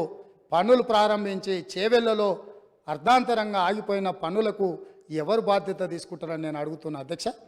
ఆనాడు కాంగ్రెస్ పార్టీలో ఉన్న నాయకులు చిన్నారెడ్డి గారు లాంటి వాళ్ళు మాట్లాడడం వల్ల పాలమూరు ప్రాంతానికి, రంగారెడ్డి ప్రాంతానికి సాగునీటి ప్రాజెక్టు నిర్మించాలి, సాగునీరు తాగునీరు ఇవ్వాలి అని పాలమూరు రంగారెడ్డి ఎత్తిపోతల ప్రాజెక్టుకు 2013లోనే మంజూరు ఇచ్చి పనులను సర్వేలు చేయమని ఆదేశాలు ఇచ్చి దానికి పునాది రాయి వేసింది కూడా కాంగ్రెస్ పార్టీ కాదా అని నేను అడుగుతున్నా.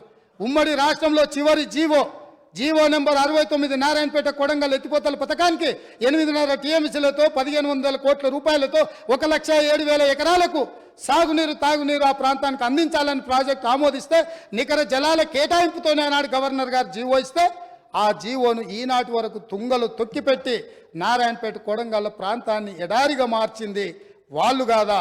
ఈ వివక్ష వీళ్ళు చేసింది కాదా అని నేను అడుగుతున్నా అధ్యక్ష. ఇదేనా ఈ తెలంగాణ రాష్ట్రంలో తెలంగాణ వాడు ముఖ్యమంత్రిగా ఉండి తెలంగాణ ప్రాంతాన్ని పరిపాలిస్తున్నాడు అన్నప్పుడు ఎందుకు మా ప్రాంతాలు వివక్షకు గురైనాయి? మా ప్రాంతాలు ఈ రోజుకి వలసల ప్రాంతంగా ఎందుకు ఉన్నది? ఈ వలసలకు, ఈ చావులకు వీళ్ళు కారణం కాదా అని నేను అడుగుతున్నా అధ్యక్ష. అదేవిధంగా ఈరోజు నేను మాట్లాడదలుచుకున్న అధ్యక్ష, తెలంగాణ రాష్ట్రంలో డ్రగ్స్ మహమ్మారి లేకుండే, తెలంగాణ ఉమ్మడి రాష్ట్రంలో డ్రగ్స్ గురించి చర్చలు లేకుండే, గంజాయి మత్తు లేకుండే, లిక్కర్ కూడా అతి తక్కువగా ఉండే. కానీ ఇవాళ ఏ పేపర్ చూసినా, ఏ టీవీ చూసినా గంజాయి మత్తులో దాడులు జరుగుతున్నాయని, సింగరేణి కాలనీలో 6 సంవత్సరాల పసిగుండను గంజాయి మత్తులో రేపు మర్డర్ చేస్తే ఈ ప్రభుత్వం అచేతనంగా ఉండిపోయింది. ఈరోజు ఈ రాష్ట్రంలో జరుగుతున్న కారణాలకు, ఈరోజు దొరుకుతున్న డ్రగ్స్కి ఈ ప్రభుత్వ వైఫల్యం కారణం కాదా? ఈ ప్రభుత్వం డ్రగ్స్కు సంబంధించి విచారణ మీద సిట్టు వేసి ఆ సిట్లో ఉన్న అధికారిని అర్ధాంతరంగా ఎందుకు బదిలీ చేసిండ్రు? అతను ఎక్కడికి పోయిండు? ఆ సిట్ ఎక్కడికి పోయింది? ఆ విచారణ ఎక్కడికి పోయిందని నేను అడుగుతున్నా అధ్యక్ష. ఈ ప్రభుత్వం యొక్క వైఫల్యాన్ని కప్పిపుచ్చుకోవడానికి, విచారణలో లోపాలను దాచిపెట్టడానికి చేస్తున్న ప్రయత్నంలో నేనే స్వయంగా ఆనాడు 2017లో తెలంగాణ రాష్ట్ర ఉమ్మడి హైకోర్టులో పబ్లిక్ ఇంట్రెస్ట్ లిటిగేషన్ వేసి ఈ విచారణ మీద ఎన్ఫోర్స్మెంట్ డైరెక్టరేటు, డిఆర్ఐ, ఈ నార్కోటిక్స్ డిపార్ట్మెంట్ అన్నిటిని కూడా ఒక సిట్ను ఏర్పాటు చేయాలని హైకోర్టులో కేసు వేస్తే 2021 వరకు నేను కొట్లాడితే తెలంగాణ రాష్ట్ర హైకోర్టు ఈడీకి మొత్తం సమాచారాన్ని చేసిన విచారణను బదిలీ చేయమని హైకోర్టు ఆదేశాలు ఇచ్చిన ఈ రాష్ట్ర ప్రభుత్వం వివరాలన్నీ దాచిపెట్టింది అధ్యక్ష. ఆనాడు డ్రగ్స్లో ఏవైతే టెలిఫోన్లు కానీ, కంప్యూటర్స్ కానీ, ల్యాప్టాప్లు కానీ, ఇతర సీజ్ చేసిన ఎక్విప్మెంట్, ఎలక్ట్రానిక్ ఎక్విప్మెంట్ని ఏది కూడా ఈరోజు వాళ్ళు ఫోరెన్సిక్ ల్యాబ్కు పంపించలేదు. వాటి మీద సరైన విచారణ జరగలేదు. ఆ వివరాలన్నీ కూడా ఈడీ అడిగితే ఇవ్వకపోతే ఈడీ డిపార్ట్మెంట్ తెలంగాణ ప్రభుత్వం మీద contempt of court case file చేసింది అధ్యక్ష. నేను అడుగుతున్న అధ్యక్ష మీ ద్వారా ప్రతిపక్షాన్ని, ఈ రాష్ట్రాన్ని పంజాబ్ రాష్ట్రాన్ని మీరు చూసిండ్రు. పంజాబ్ రాష్ట్రాన్ని ఈరోజు డ్రగ్స్ మహమ్మారి పట్టి పీడించడంతో ఈరోజు గ్రామాలల్లో పేద మహిళలు, ధనవంతులు శ్రీమంతులు కాదు, పేదలు, భార్య, తల్లి కూలికి పోయి సంపాదించిన డబ్బులో భర్తలనో సోదరులనో ఇవాళ డ్రగ్స్కి అలవాటు పడి బాధపడుతుంటే వాళ్ళకు అందులో సంపాదించిన కొంత డబ్బు పెట్టి డ్రగ్స్ కొని ఇచ్చే పరిస్థితి వచ్చింది. ఈ పరిస్థితి పంజాబ్ రాష్ట్రాన్ని నిర్వీర్యం చేసింది అధ్యక్ష. పంజాబ్లో యంగ్ విడోస్, పిన్న వయసులోనే మహిళలు వితంతువులుగా మారుతుంటే, డ్రగ్స్ బారిన పడి ఈరోజు చావులను మనం కల్లారా చూస్తుంటే, రాష్ట్రమే నిర్వీర్యం అయిపోతుంటే, యువత డ్రగ్స్ బారిలో పడి చచ్చిపోతుంటే, తెలంగాణ రాష్ట్రంలో పూర్తిగా కూకటి వేళ్లతో పెకిలించి వేయాల్సిన ఈ డ్రగ్స్ మహమ్మారి విషయంలో ఎందుకు విచారణలో ఈ ప్రభుత్వం ఆనాడు జాప్యం వహించింది? ఎందుకు నిర్లక్ష్యం వహించింది? ఎందుకు దీని మీద చర్యలు తీసుకోవడానికి నార్కోటిక్ డిపార్ట్మెంట్కు, డిఆర్ఐ డిపార్ట్మెంట్కు, ఈడీ డిపార్ట్మెంట్కు ఎందుకు సంపూర్ణమైన సమాచారాన్ని ఇవ్వలేదని నేను అడుగుతున్నా అధ్యక్ష. ఈరోజు నేను టీఎస్ న్యాబ్లో ఒక అడిషనల్ డీజీ క్యాడర్ ఆఫీసర్ను పెట్టి ఎంపవర్ చేసి ఇవాళ ఈ రాష్ట్రంలో డ్రగ్స్ అనే పదం వినిపించొద్దు, ఈ రాష్ట్ర సరిహద్దులు ఎవడు గంజాయితో రావద్దు, ఎవడు వచ్చినా ఎంత పెద్దవాడైనా ఎంత గొప్పవాడైనా వాళ్ళ వెనకాల ఎవరు ఉన్నా ఊచలు లెక్క పెట్టాల్సిందే, లెక్క పెట్టియాల్సిందే అని ఈరోజు నా ప్రభుత్వం మా మంత్రివర్గ సహచరులు తీసుకున్న నిర్ణయాన్ని ఈ ప్రతిపక్షాలు అభినందించాల్సిన అవసరం లేదు అధ్యక్ష. మిగతా విషయాలలో భిన్నాభిప్రాయాలు ఉండొచ్చు, భేదాభిప్రాయాలు ఉండొచ్చు, కానీ డ్రగ్స్ మహమ్మారిని నిషేధించడానికి నిర్వీర్యమైపోతున్న యువతను, చిన్న చిన్న పాఠశాలల ఆడపిల్లలు బలైపోతున్న ఈ మహమ్మారిని నిషేధించడానికి ఈ దాన్నైనా అభినందించడానికి మన ప్రభుత్వాన్ని మీరు అభినందించడానికి మీకు మనసు రాలేదా అని నేను అడుగుతున్నా అధ్యక్ష. అంటే ఈరోజు ఈ సభలో వీళ్ళందరూ మిగతా వాటిలలో వాళ్ళకి రాజకీయ కోణాలు ఉండొచ్చు, కానీ ఈ విషయంలో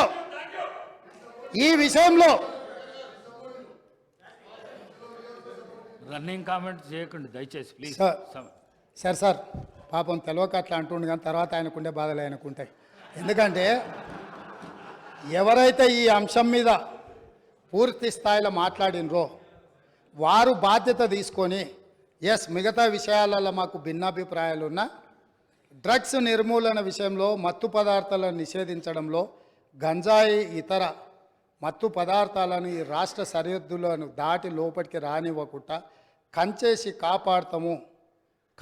కాపాడాల్సిన బాధ్యత ఈ 119 మంది శాసనసభ్యుల మీద ఉన్నది అని మనందరం ఏకగ్రీవంగా ఈ విషయంలో ఒక అభిప్రాయానికి వచ్చినుంటే ఎంత మంచి సందేశం ఇవాళ తెలంగాణ ప్రజలకు చేరుండేది అధ్యక్ష.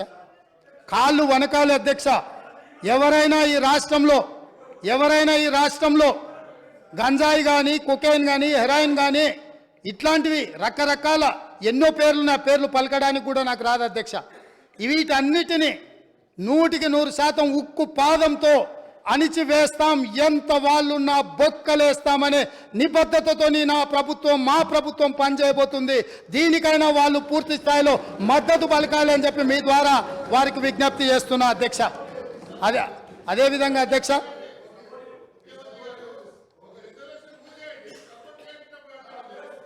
ఇప్పుడు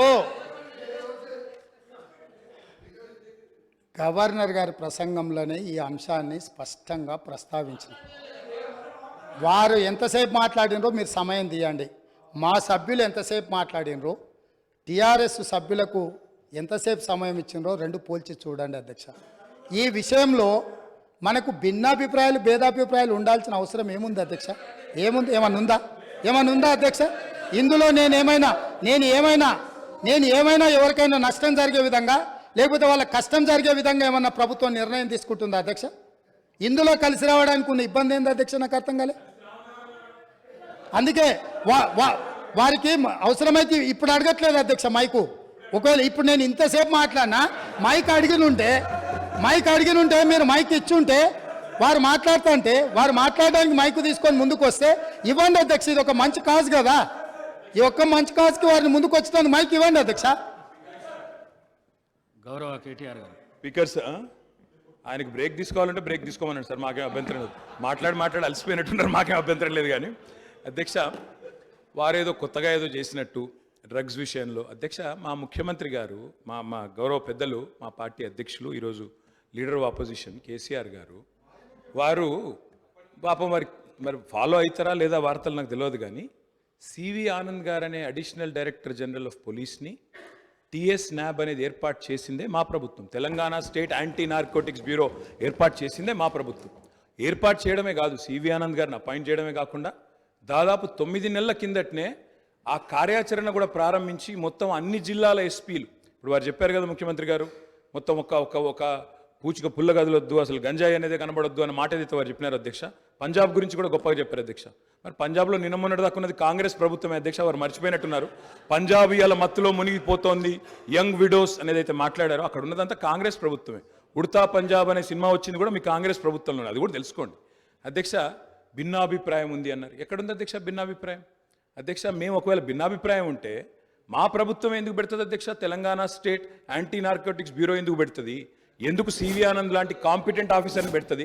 సరే మీరు తీసేసింది ఆయన, అది వేరే విషయం, కానీ సివి ఆనంద్ లాంటి కాంపిటెంట్ ఆఫీసర్ ఎందుకు పెడతాం అధ్యక్ష? ఇంకో మాట అధ్యక్ష, ఇట్లాంటి విషయాలు ఇప్పుడు ఈరోజు కాదు అధ్యక్ష, ఇట్లాంటి విషయాల్లో గౌరవ ముఖ్యమంత్రి గారు ఆనాడు కేసీఆర్ గారు మరి షీ టీమ్స్ పెట్టినా, రాష్ట్ర ప్రయోజనాలకు సంబంధించి ఏ అంశం పెట్టినా, ఈరోజు డ్రగ్స్ విషయంలో మీరు మాట్లాడినా 100% కాదు అధ్యక్ష, 1000% మా పార్టీ నుంచి పూర్తి సహకారం ఉంటుంది ఈ విషయంలో. వారికి కన్ఫ్యూజన్ అవసరం లేదు, వారికి ఇంకేమైనా అనుమానాలు ఉంటే కూడా నేను చెప్తా ఉన్నా. భిన్నాభిప్రాయాలు అన్నారు, మేము అభిప్రాయం చెప్తే కదా అధ్యక్ష భిన్నాభిప్రాయం ఉండడానికి. అది మేమే చెప్పినాము, మేమే మా ప్రభుత్వం ఉన్నప్పుడే ఏర్పాటు చేసిన సంస్థ. ఇవాళ మీరు క్రెడిట్ తీసుకుంటా అనుకోవచ్చు, మాట్లాడితే మేనేజ్మెంట్ కోట అంటారు అధ్యక్ష. అధ్యక్ష, ఢిల్లీని మేనేజ్మెంట్ చేసి ముఖ్యమంత్రి పదవి తెచ్చుకున్న వ్యక్తి, ఢిల్లీని మేనేజ్ చేసి పీసీసీ పదవి తెచ్చుకున్న వ్యక్తి వాళ్ళ మేనేజ్మెంట్ కోట గురించి మాట్లాడితే అధ్యక్ష నేను అనలేదు అధ్యక్ష. ఇది కోమటిరెడ్డి వెంకటరెడ్డి గారు చెప్పినారు, పేమెంట్ కోట అని చెప్పినారు అధ్యక్ష. కాబట్టి ఇంకా ఆయన కూడా మాట్లాడితే బాగలేదు అధ్యక్ష, వారిని సవరించుకోమనండి. ముఖ్యమంత్రి గారు. అధ్యక్ష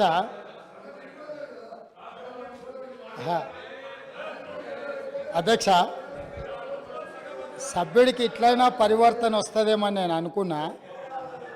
స్పష్టంగా ఒక అంశానికి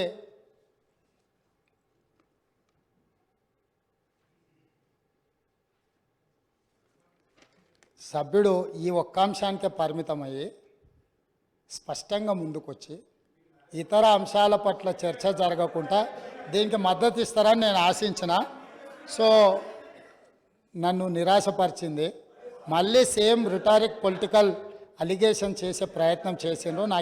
నాకేం ఇబ్బంది లేదు. టిఎస్ నాబ్ అనే ఒక పేపర్ మీద కాగితం తయారు చేసింది అధ్యక్ష. ఆ తయారు చేసిన దానికి సివి ఆనంద్ గారికి అడిషనల్ ఛార్జ్ మాత్రమే, హైదరాబాద్ కమిషనర్గా కొనసాగుతూ టిఎస్ నాబ్ డైరెక్టర్గా అడిషనల్ ఛార్జ్ వారు ఇచ్చిండ్రు. ఒక నిమిషం వస్తున్నా, అక్కడికి వస్తున్నారు. మీరే ఏర్పాటు చేసారు. ఏర్పాటు చేసిన దాంట్లో ఏమేం లేకుండా చేసిండ్రు కూడా అవి కూడా చెప్తాయి, ఎందుకంటే ఇక మీరు మొదలు పెట్టారు కాబట్టి మొత్తం చెప్పాలి కదా.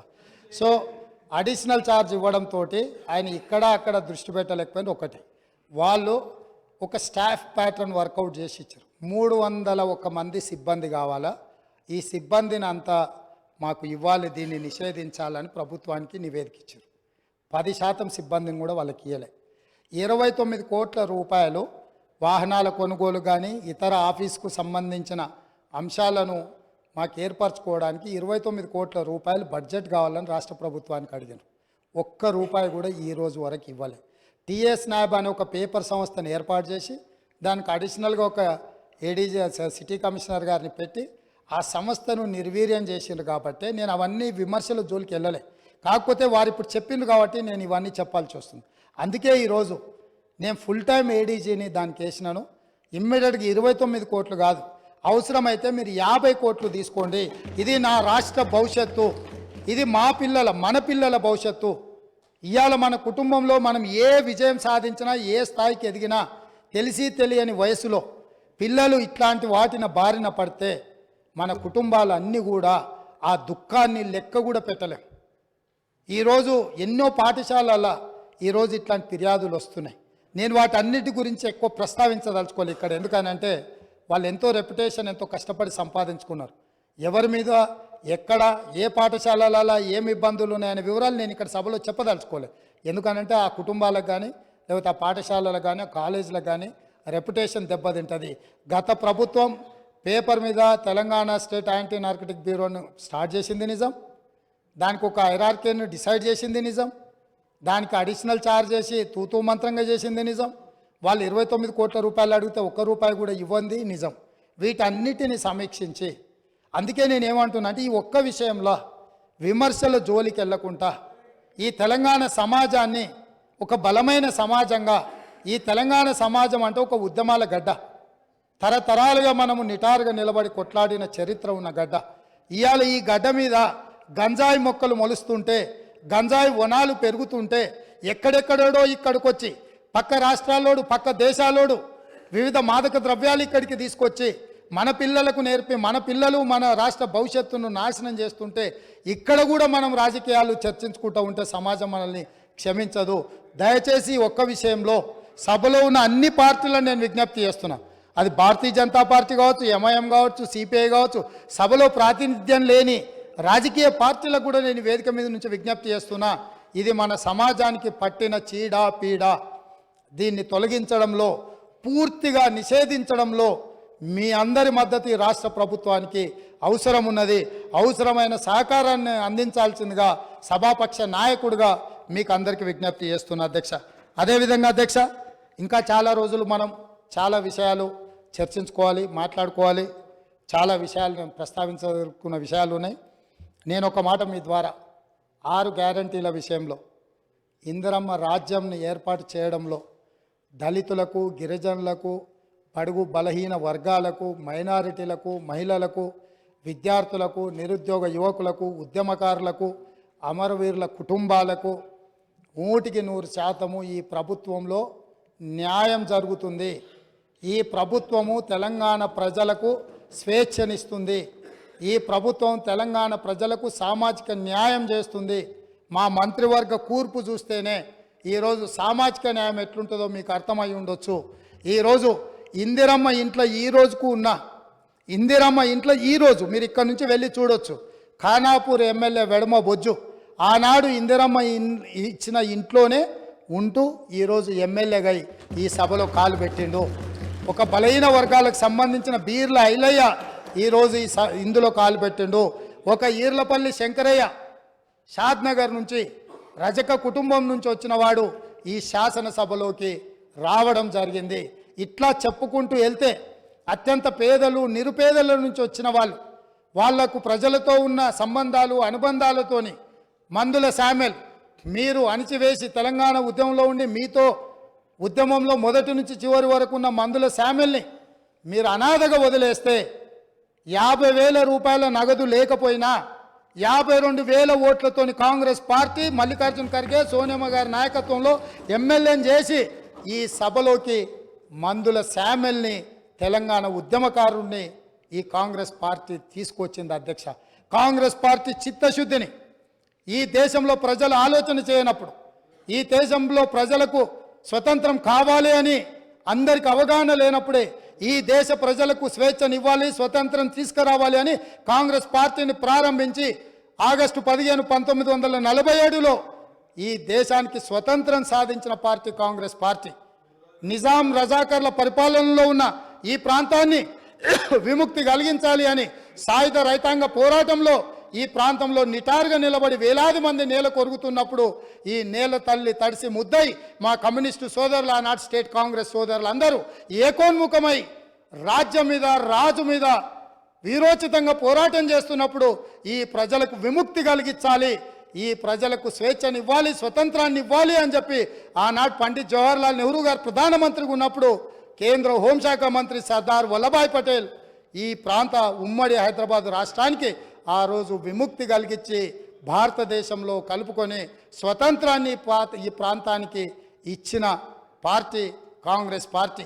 ఈ కాంగ్రెస్ పార్టీ ఒక రామ్జీ గోండును, ఒక కొమరం భీమును, ఒక చాకలి ఐలమ్మను, ఒక దొడ్డి కొమరాయను, ఒక సర్దార్ సర్వాయి పాపన్న గౌడును ఆదర్శంగా తీసుకొని ఒక సురవరం ప్రతాప్ రెడ్డి గారు వేసిన దారులను దృష్టిలో పెట్టుకొని ఒక ప్రొఫెసర్ జయశంకర్ గారు, ఒక కొండా లక్ష్మణ్ బాపూజీ నిర్ణయించిన ఎజెండాతోని శ్రీమతి సోనియా గాంధీ గారు ఈ రాష్ట్రాన్ని ఇవ్వాలి, ఈ ప్రజల యొక్క ఆకాంక్ష నెరవేర్చాలి అని ఆంధ్రప్రదేశ్లో పార్టీకి తీరని నష్టం జరిగిన, కేంద్రంలో అధికారం కోల్పోయిన, తెలంగాణ రాష్ట్రంలో ఎన్నో ఒడిదుడుకులను ఎదుర్కొన్నా ఇంటికొచ్చి కడుపులో తలకాయ పెట్టి కాళ్ళకు దండం పెట్టి నమ్మించి మోసం చేసిన ఒక్క మాట పల్లెత్తు మాట అనకుండా క్షమించగలిగిన క్షమా గుణం ఉన్న నాయకురాలు శ్రీమతి సోనియా గాంధీ గారు.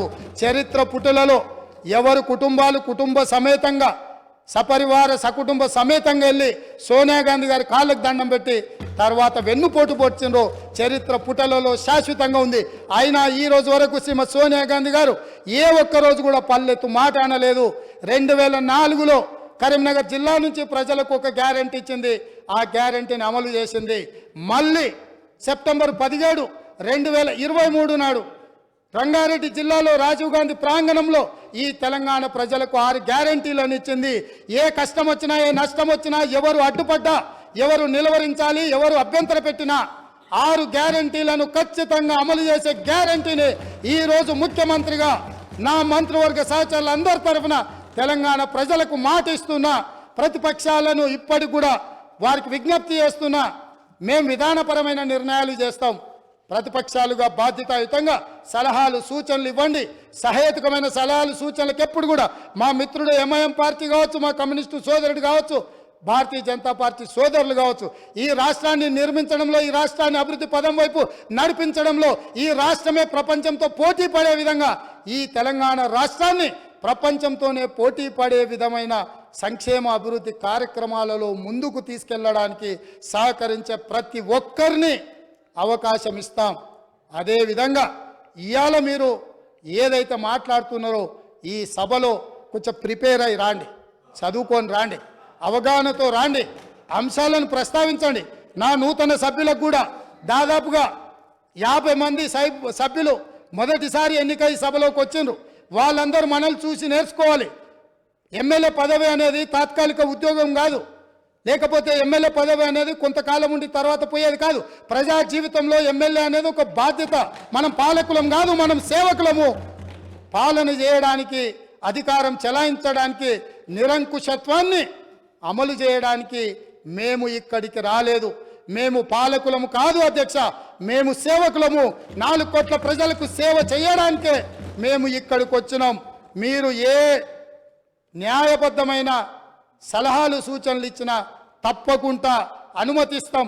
ఒకవేళ ఇక్కడ మీకు న్యాయం జరగలేదు అనుకుంటే మీరు నిరసనలు తెలుపొచ్చు, ధర్నాలు చేయొచ్చు. ధర్నా చౌక్లో మా మిత్రుల ఆమరణ నిరాహార దీక్ష చేయొచ్చు. తప్పకుండా ధర్నా చౌక్ను తిరిగి వాళ్ళు వినియోగించుకొని ధర్నా చౌక్ను మళ్ళా ధర్నాలు చేయొచ్చని మళ్ళీ ముందుకు రావాలి.